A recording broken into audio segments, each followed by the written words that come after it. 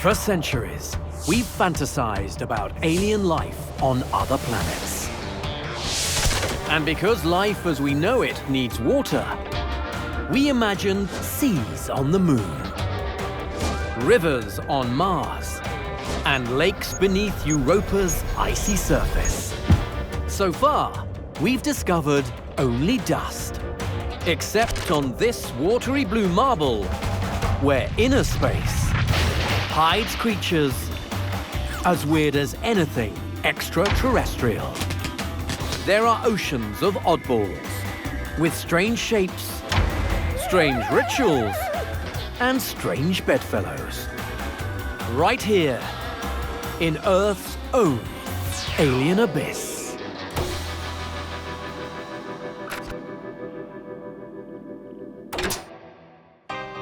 Sci-fi writers have come up with some pretty strange rituals for their alien characters. Turn off that decoration! But science fiction doesn't even scratch the surface of what goes on right under our noses. The ocean is full of alien lovers of free love love-ins. Swashbuckling sex shifters. And works of erotic alien art. Every animal faces two fundamental challenges. There's transferring your genetic material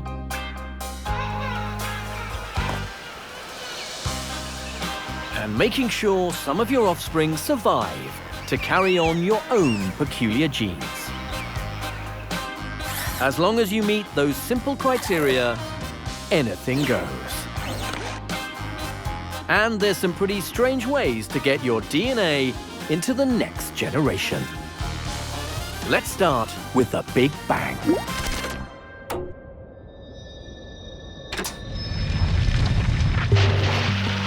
In the beginning, darkness was over the face of the deep, because it was night at the bottom of the sea. And then there was light. It was the moon. And verily did the squid answer the moon's call. They had a massive orgy, and everybody died. Wait, what? Let's back this up a bit. This is the Opalescent Squid.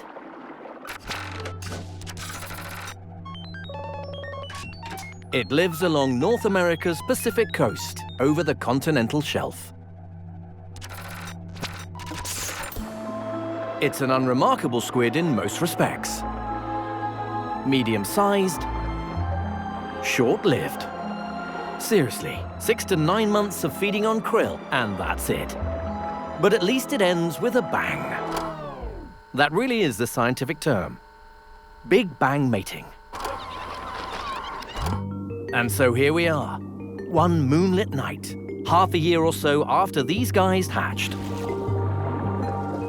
All the local squid of breeding age have moved into shallow inshore water, so everyone can check each other out.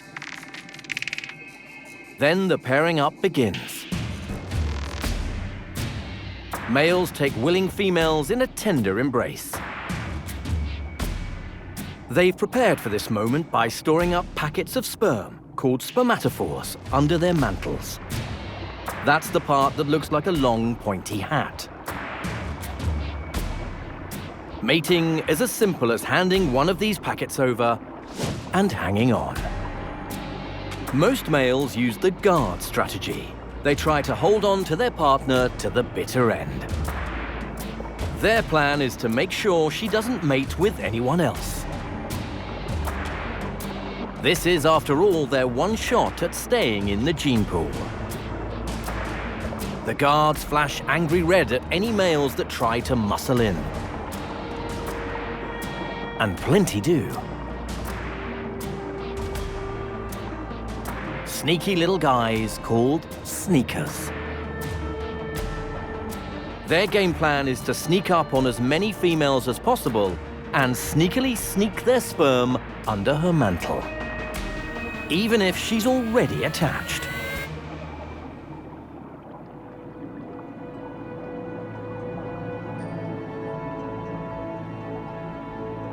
Once the frenzy has died down, the females lay eggs.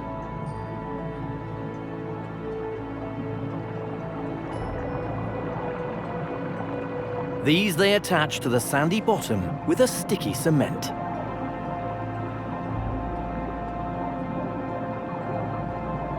And that's it. Males and females have saved up all their energy for this one night of synchronized mating. And then, everybody dies. By morning, scavengers have already eaten most of the adults. The eggs with their tough protective protein sheaths are not that appealing. Although the parents pay a high price, squid babies are cheap to produce. Each mum and dad pair can make 4,000 potential replacements for themselves and leave the rest to chance.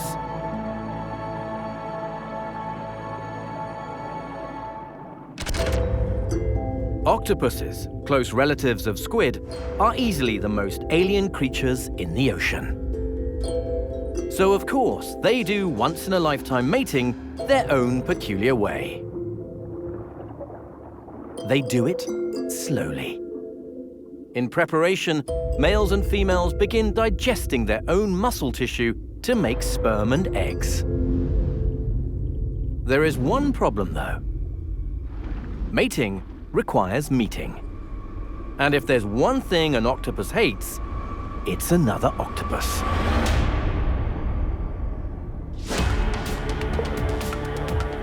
Encounters usually lead to violence.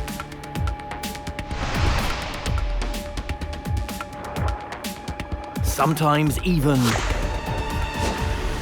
cannibalism.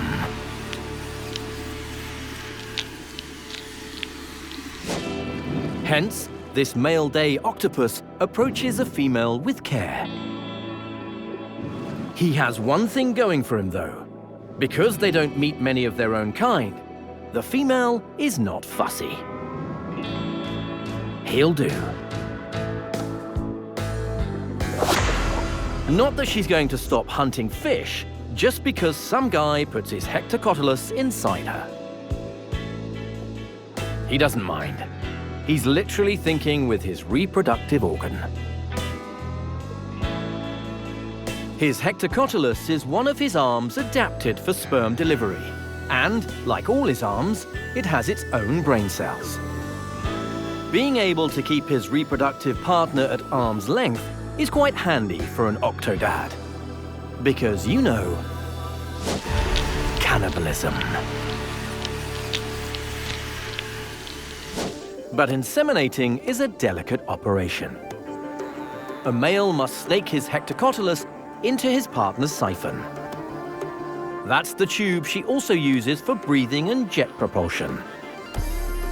If he succeeds, he'll leave a packet of sperm in a holding area below her ovaries, ready for her to use. If she doesn't eat him first, he'll die in a matter of months.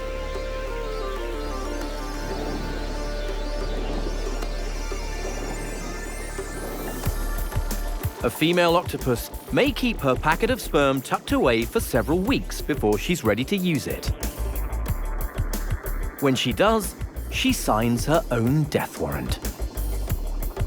This blue-ringed octopus is looking for her final resting place. Sorry, I mean nesting place. Barely 20 centimeters long, all she needs is a nice rock. Whereas a female giant Pacific octopus needs a full-size cave.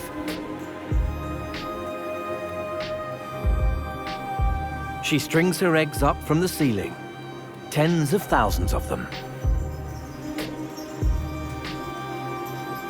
She tends every one of them for 6 months, grooming and blowing oxygen-rich water over them.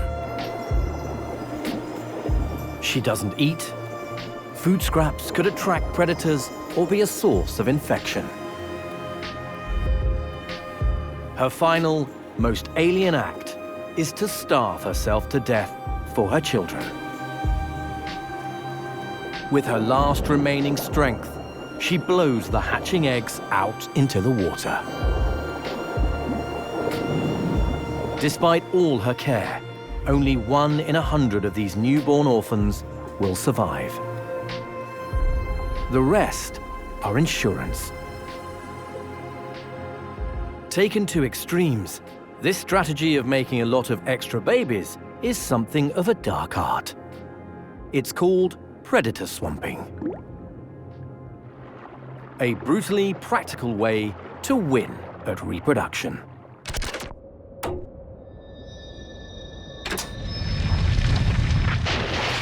Out there in the abyss, an alien army lurches unseen towards the shore, ready to take on any predators that might threaten their babies. Their strategy: overfeed the enemy. The well-armored American horseshoe crab looks like a spaceship, but really, it's more of a time traveler. They have changed very little for 450 million years.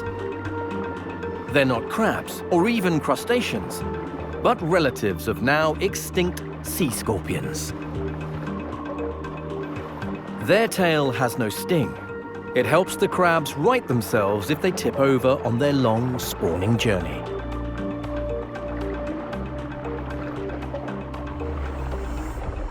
Some have walked for 100 kilometers from the continental shelf to be at the Lovin in Delaware Bay. It's business time. They are guided by the phases of the moon to spawn at extra high tides, laying their eggs on the beach. The larger females release pheromones that drive the smaller males wild. The lucky ones get a ride up the beach with a partner. As she lays her eggs in the sand, he fertilizes them. It's an orgy of confusion. They haven't spent those 450 million years working on their choreography.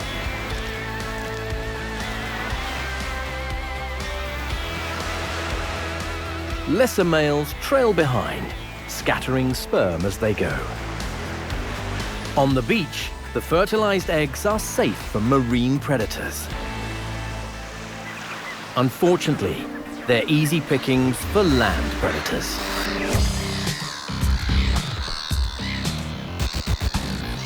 The eggs are an important food source for hordes of migrating seabirds that time their stopover with this bonanza. It looks like slaughter. But across the bay, hundreds of thousands of females lay billions of eggs. There is no way the birds can eat them all. That's predator swamping. In a fortnight's time, the survivors will hatch and be washed into the sea. Clearly, there are some strange goings-on down there in the abyss. But so far, there's been at least one familiar thing to hold on to. It takes a female and a male to make a baby, doesn't it? Well, not quite.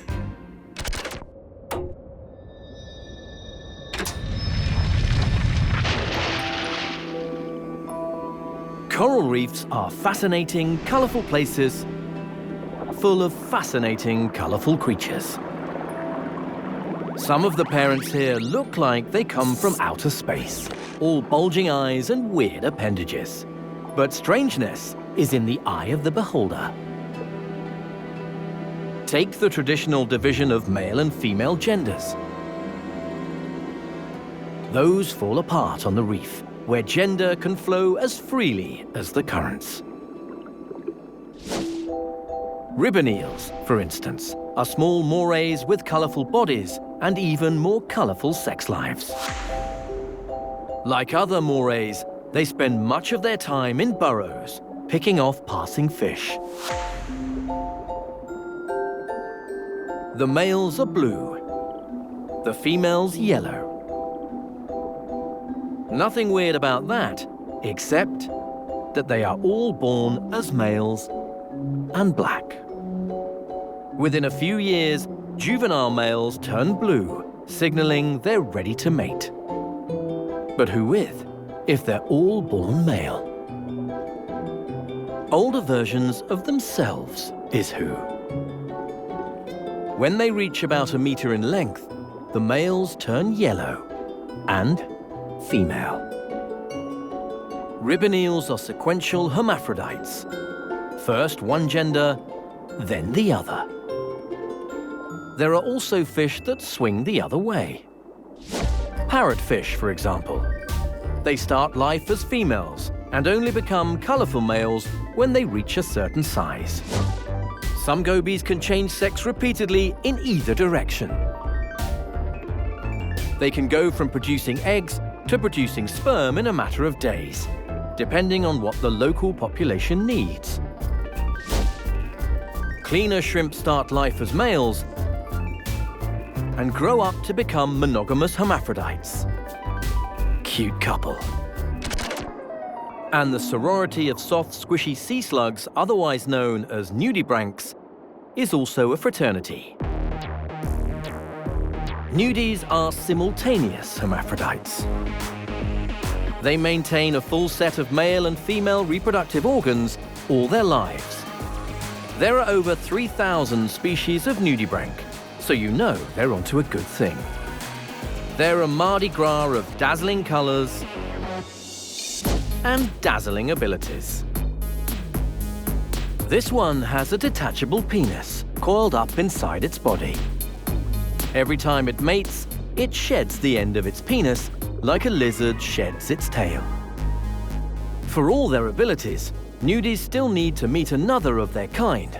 They can't fertilize themselves. Being hermaphrodites guarantees that when they do meet someone, it'll be someone with the opposite sex. How do they decide which one is what one? They don't. When two nudibranchs fancy each other, they line up their organs, male to female and female to male, and each fertilizes the other. This little weirdo is no nudibranch. The big giveaway, no gills. That's these feathery bits on the nudie. This alien dancer is a marine flatworm, but it too is a simultaneous hermaphrodite, with a difference. Flatworms are not sharing and caring like their sea slug relatives. When two flatworms arrange an assignation, it's a duel. Both combatants know that the cost of rearing children is much higher than the cost of a bit of sperm. They fight for the right to be the dad. It's called penis fencing. And if that's not weird enough, get this. The father-to-be is the one that manages to stab the other with his penis and inject his sperm. Scientists call it traumatic insemination. And finally, in our roundup of alternative reproductive strategies, a shout out to the seahorses. These most bizarre-looking fish have perhaps the most novel division of labor among the sexes. Mum made the eggs, but it's Dad that incubates them in his brood pouch. This alien dad boldly goes where no other fathers have gone before, into labor. It works for them because it frees the female up to start making a new batch of eggs.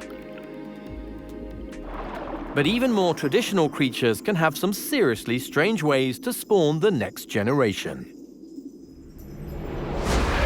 Sometimes making new life is dicing with death.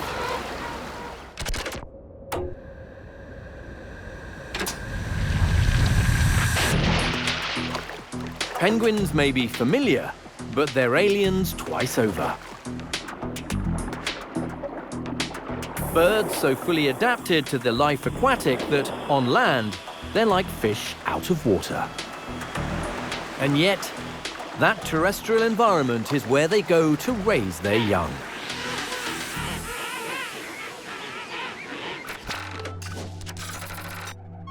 King penguins are slightly smaller relatives of the more famous emperor. They breed on rocky subantarctic islands like South Georgia. They share the emperor's fancy clothes, so you might think you know how this tale goes. You don't. This one is much darker and disturbing. It starts out normally enough. One fine spring day, some prospective penguin parents waddle up the beach.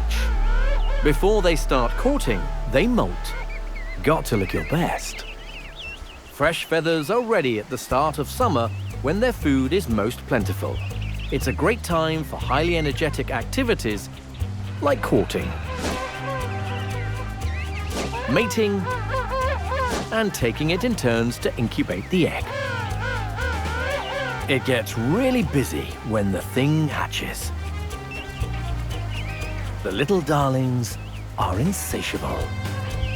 Cue weeks and weeks of fishing and feeding. Fishing and feeding. The brown fluffy chicks segregate themselves in creches. They're so big and unchick-looking that early explorers thought they were a separate species, which they called the woolly penguin. And then comes the alien twist. Winter is here, and the chicks are not ready. Having diligently fed them for weeks, their parents abandon them.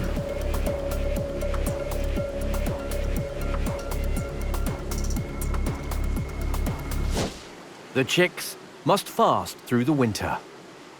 One breeding season simply isn't long enough to raise them to adulthood.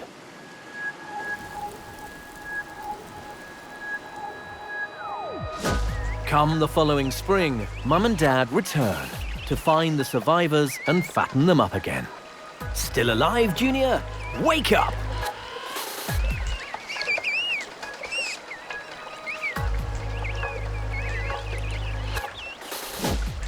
Junior fledges just as summer arrives and food in the sea is plentiful again.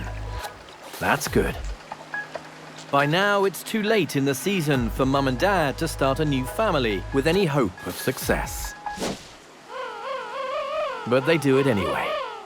That's not so good. These late-born chicks usually die. But at least that frees Mum and Dad up to start early again in their third year. Strange birds.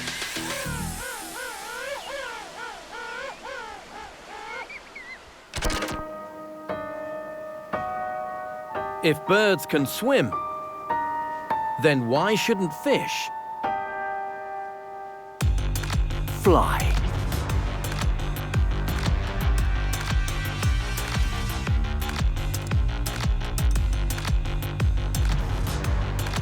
These magnificent mutants have fins so aerodynamic, they can leave the sea behind.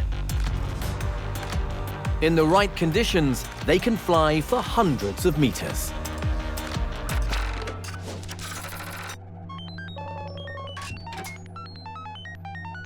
The wide open seas of the Caribbean abound with freaky flying fish.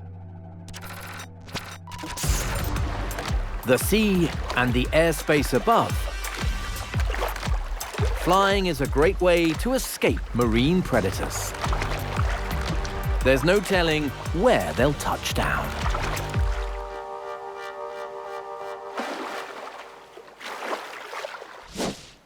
This flock is looking for a place to spawn. But they're open water fish, always on the move. No solid reefs or seagrass beds for them. So when nature provides a suitable landing pad, they waste no time. The early birds launch themselves onto the palm frond and wiggle into the safest crevices to spawn.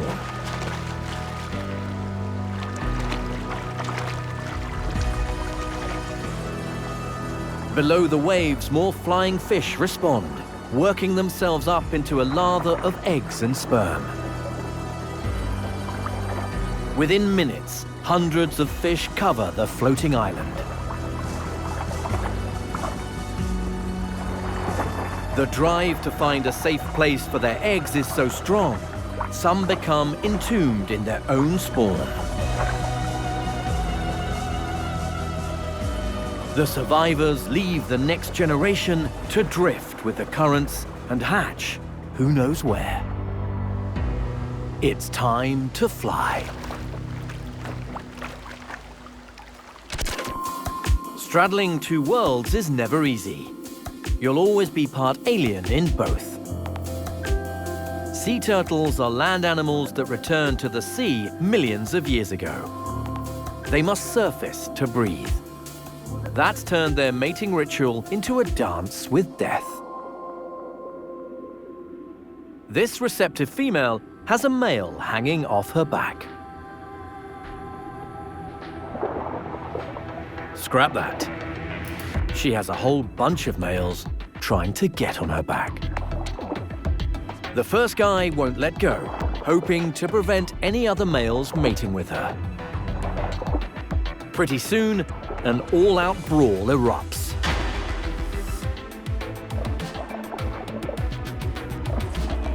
On her back. She's treading water with multiple hitchhikers weighing her down. She's a champion breath holder, but this is an underwater workout. If she can't surface, she'll drown.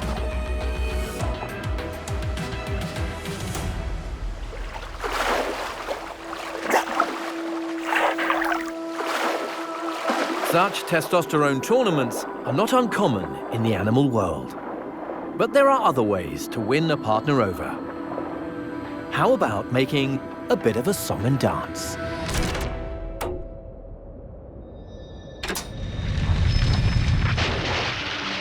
The song of the humpback whale. Ethereal. Otherworldly. Alien even. And utterly mysterious. Here's what we do know. Only the males sing, and only in the breeding season. So it has something to do with sex. During the winter, the waters around Hawaii resound with this submarine soul music. The half-hour songs have structure and phrasing. Catchy new tunes spread from male to male. It's some sort of communication. Perhaps the closest thing to an alien language we have on Earth. Mothers with young calves are the object of the singer's attention, because right after she gives birth, she ovulates. Does this male's soulful music help to trigger that process? Is it a tender serenade or a warning to other males? All have been suggested, but the truth is, we have no idea. What's soon apparent is that singing alone isn't enough to win her over. Not with an entire fleet of bulls, all with the same idea. When the song is over, testosterone gets the better of the males. Mum takes off, baby in tow, and her suitors in hot pursuit. They blow bubble curtains to disorientate their rivals and showcase their strength. By lashing out and making an altogether less musical cacophony. This heat run takes a lot of energy.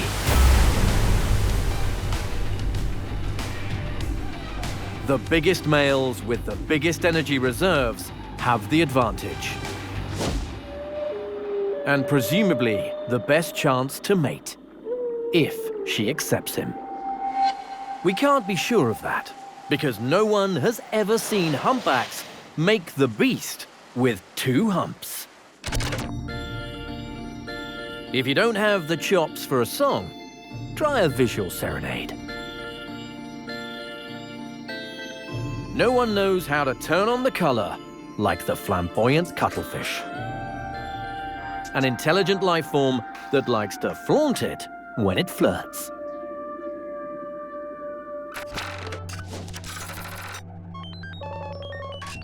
This tiny walking cuttlefish lives and loves on the sandy seafloor around Indonesia.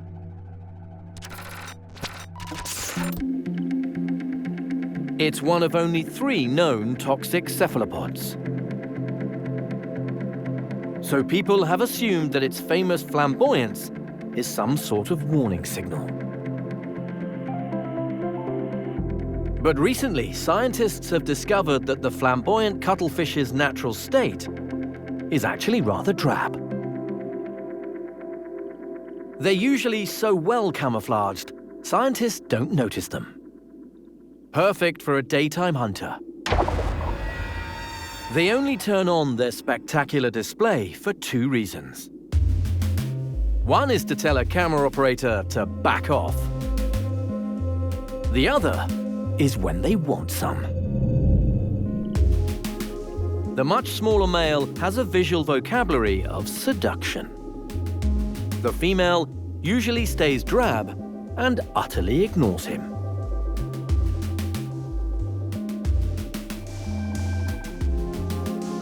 He makes tender kissing gestures with his arms and strobes his admiration for her.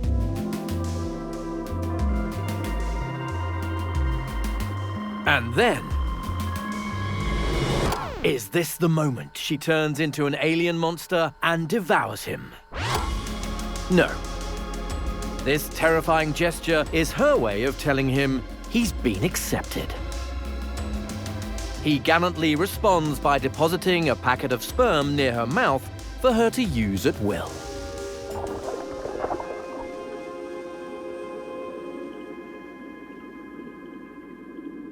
Mum lays her eggs somewhere vaguely safe, and that's her job done.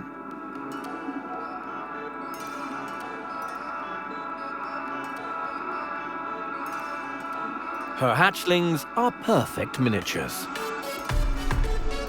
They erupt flamboyantly.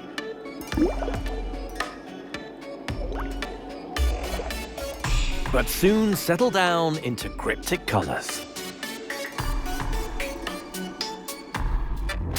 If you can't sing or serenade in semaphore, then you'd better be handy.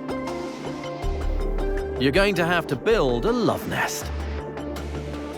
But what sort of alien fish makes a nest?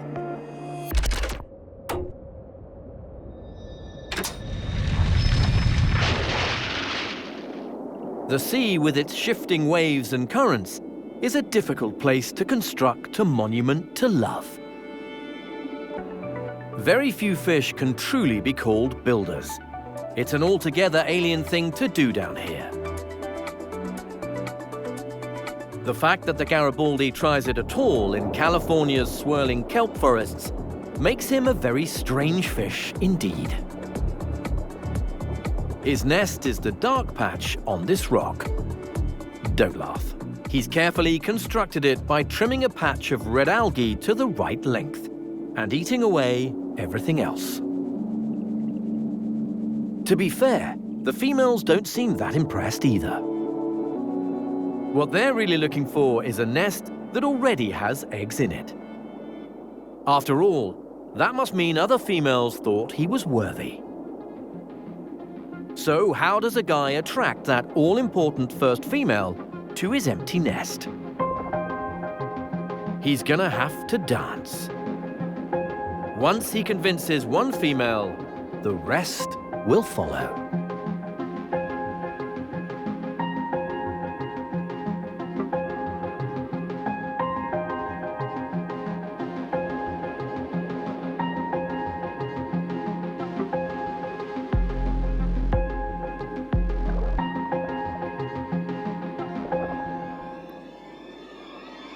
A week later, his hard work and suave moves have paid off. His nest is laden with masses of yellow eggs. He's now busier than ever, seeing off egg thieves, real or imagined.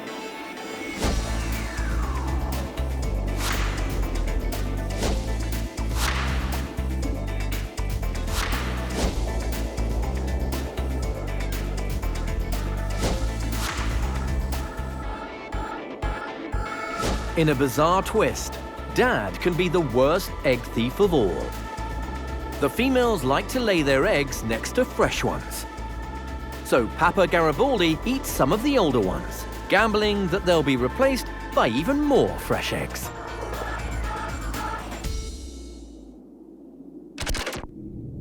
For decades, the Garabaldi Nest was the state-of-the-art as far as fish nests were concerned. We only really showed it to you to emphasize how impressive the next international man of mystery really is. Around the turn of the century, it seems aliens landed in Japan. We can infer this because they made their signature crop circles.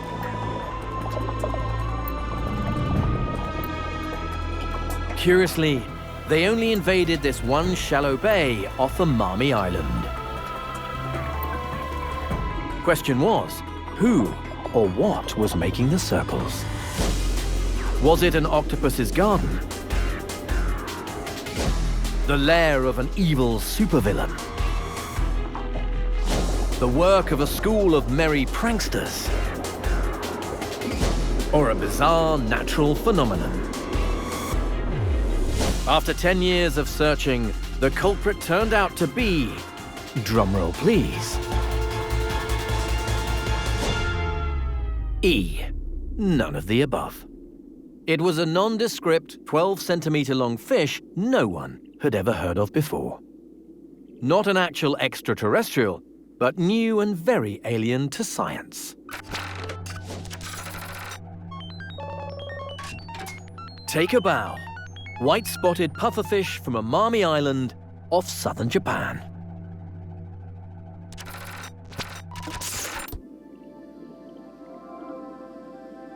This small, sand-colored fish, living in a featureless sandy bay, does something so odd that it's the only fish that does it.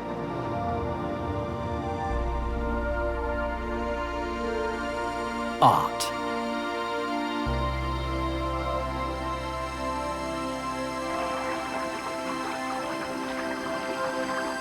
Like so many male endeavors, his art serves one purpose: to impress a female. There, that should do it. But let's back this up a bit. Because this love nest is a marvel of science and engineering as well as art. He starts on a featureless plain of mostly coarse sand. But he knows that female puffers like to lay their eggs in soft, fine sand. And he's too well camouflaged to attract attention. He sets to work, solving both problems. First, he clears a rough circle. Then he starts plowing furrows from the outside to the center. With only his fins for tools, he works for 10 days or more to make an intricate design 2 meters across.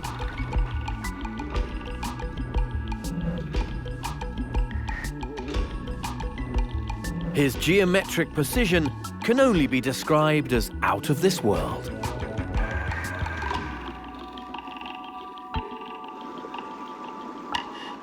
No matter from which direction the current flows, it funnels the finest sand to the middle of his nest.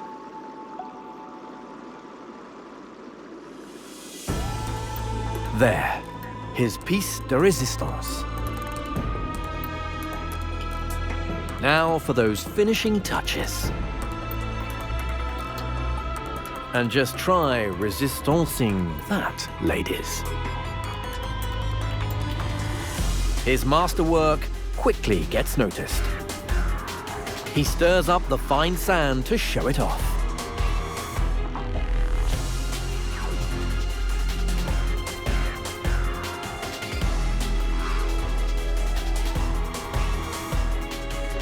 a peck on the cheek. And watch closely. 10 days of tireless work have led up to this moment. Talk about an anticlimax. The male stays to see if he can attract a few more females, and to protect his developing eggs from the resident evil genius.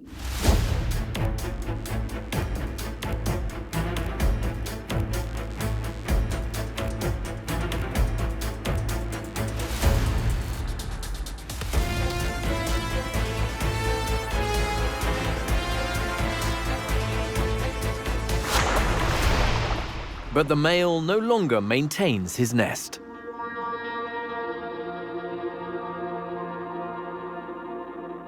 It slowly deteriorates.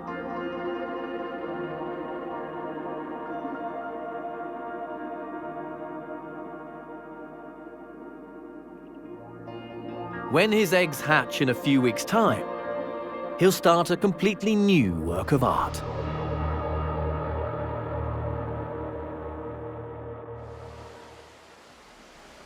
A parent dedicated enough to protect his eggs is hard to find in the sea. Most marine creatures simply sow their wild oats and let nature take its course. Extremists gather in huge numbers to broadcast their genetic material to the world in unison.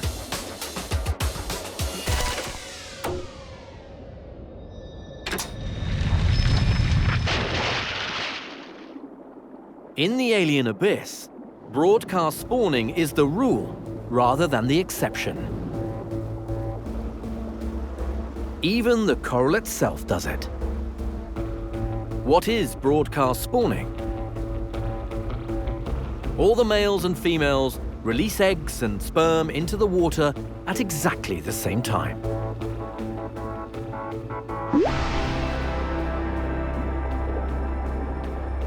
This magical wonder of the natural world is the reef mating with itself. Timing is everything. Guided by the moon, the corals spawn in supernatural synchronicity. In the space of half an hour or so, millions of coral polyps release eggs and sperm into the water. Each is only viable for a few hours, so they need to get together quickly to create new life. To maximize their chances, the fatty egg and sperm cells float up to the surface where they'll be in closer contact. The newly created embryos will drift off on the currents to start new colonies elsewhere. The famous plankton soup that feeds everything from jellyfish to whale sharks is made up almost entirely of the eggs and developing young of broadcast spawners.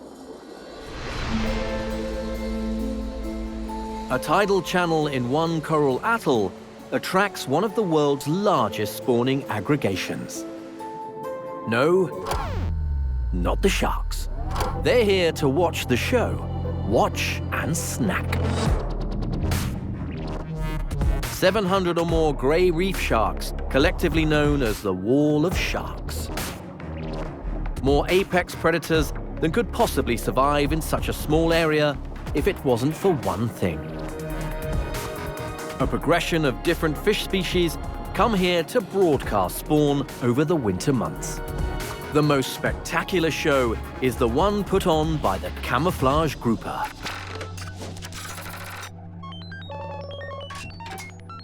Camouflage groupers from all over French Polynesia descend on Fukarava Atoll to spawn. The groupers are sequential hermaphrodites. They start life as females, which are slightly darker. The older male fish are normally solitary and territorial. Confronted with so many rivals, they get into fights. Some mute their camouflage colors in an attempt to avoid confrontations. But often, it's just too crowded.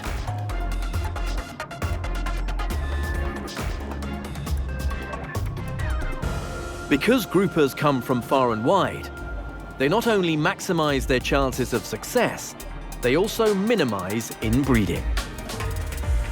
Their numbers build for 2 weeks, leading up to the full moon. By day, an eerie truce holds between the sharks and their snacks.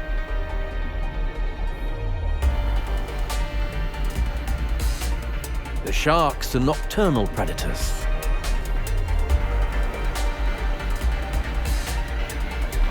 At night, they turn into highly active, agitated hunters that ferret out food.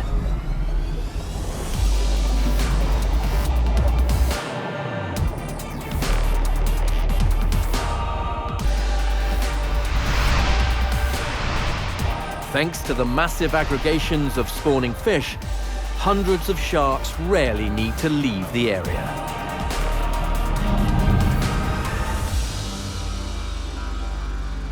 Morning reveals brutal injuries among the survivors. These must be some of the bravest prospective parents in the ocean. Finally, at dusk on the night of the full moon, the groupers are ready to spawn. The females take in water to hydrate the eggs they have been carrying all this time, causing their bellies to swell. Groups of groupers rise into the tide to release millions of eggs and sperm.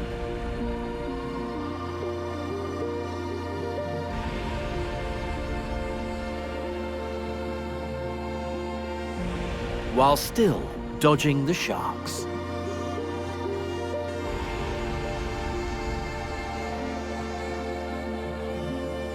Within an hour and a half, it's all over.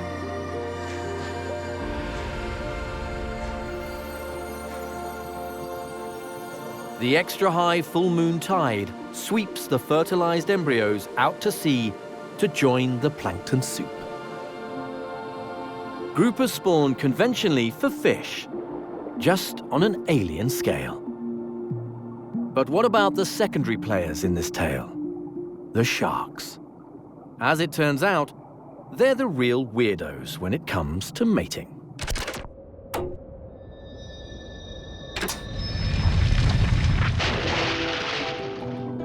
Sharks don't broadcast their eggs and sperm to the world. They're strictly person to person. And it's awfully awkward. Because doing it in the open water is about as easy as it would be in the weightlessness of space. And the only thing these freaky fish have to hold on with is their teeth.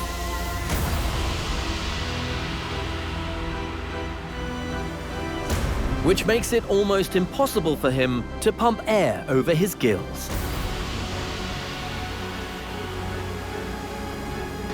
If she's not interested, the female can arch her tail to prevent access, knowing he'll run out of breath. Only if she consents can he insert one of his claspers into her cloaca. He fills a sac that runs along his belly with seawater to pump his sperm inside her before he suffocates.